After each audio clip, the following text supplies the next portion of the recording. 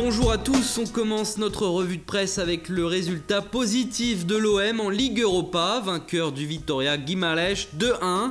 Mais la Provence n'en oublie pas l'essentiel, dimanche c'est le classique OM-PSG. Le choc est donc préparé de la plus belle des manières. Nice jouait aussi, mais malheureusement les Niçois ont subi la loi de la Lazio, défaite 3-1.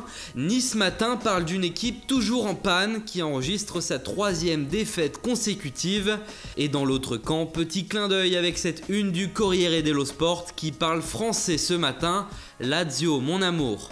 Et enfin, 3e club français engagé dans cette compétition, l'Olympique lyonnais est allé chercher une grosse victoire sur la pelouse d'Everton, 2-1.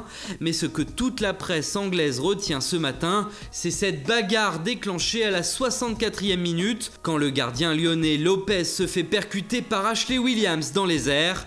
S'ensuit une scène surréaliste où un père de famille, avec son enfant dans les bras, tente d'envoyer quelques claques à Lopez.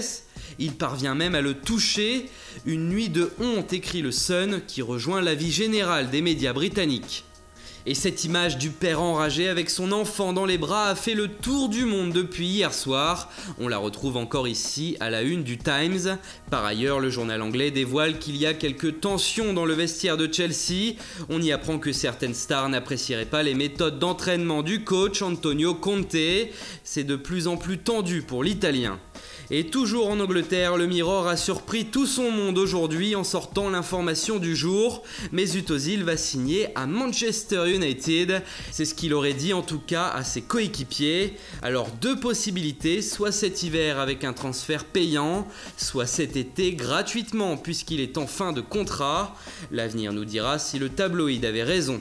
Et enfin on termine avec AS en Espagne qui indique que le Brésilien Alan, 17 ans, jeune numéro 10 de Palmeiras, serait tout proche de signer au Real Madrid.